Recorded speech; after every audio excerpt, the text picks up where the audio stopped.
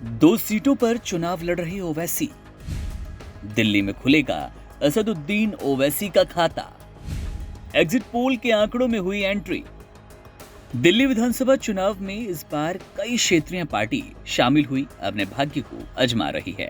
इनमें मायावती की बहुजन समाज पार्टी, अजित पवार की राष्ट्रीय कांग्रेस पार्टी, चंद्रशेखर आजाद की आजाद समाज पार्टी और असदुद्दीन ओवैसी की ऑल इंडिया मजलिस ए इत्तेहादुल मुसलमीन यानी कि AIMIM।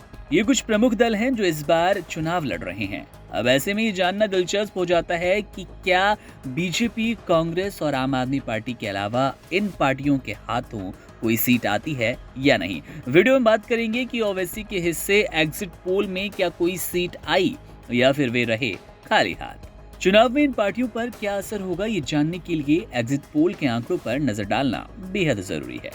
एग्जिट पोल के सर्वे में इन पार्टियों की स्थिति बेहद उत्साहजनक नहीं है।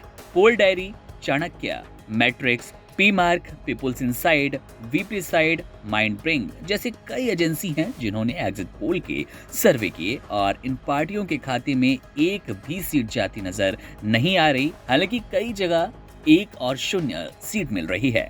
केवल पोल डायरी और टाइम्स नाउ JVC के सर्वे में इन पार्टियों को एक सीट का इशारा किया गया, लेकिन इन आंकड़ों को लेकर भी सस्पेंस बना है।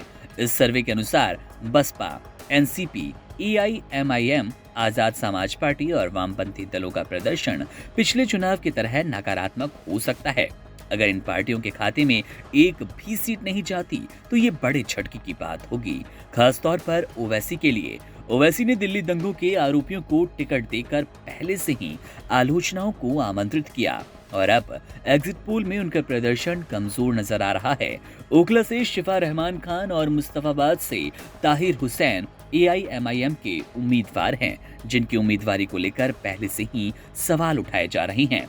इस चुनाव में कांग्रेस और आम आदमी पार्टी यानी कि आप ने 70 सीटों पर अपने उम्मीदवार उतारे, जबकि बीजेपी की बात करें तो बीजेपी ने 68 सीटों पर प्रत्याशी खड़े किए और 2 सीटें JDU और LJP रामविलास को दी, जिनमें देवली और बुराड़ी शामिल है। अजित पवार की NCP ने 17 सीटों पर और बसपा ने 69 सीटों पर प्रत्याशी उतारे। वहीं पर चंद्रशेखर आजाद की पार्टी ने कुछ सीटों पर अपने उम्मीदवार खड़े किए थे। आपको बताते चलें कि दिल्ली विधानसभा चुनाव में मतदान 5 फरवरी शाम 6 बजे संपन्न हो गया और अब 8 फरवरी को मतगणना की जाएगी, जिसमें ये साफ हो जाएगा कि इन क्षेत्रीय दलों की किस्मत का क्या फैसला होता है।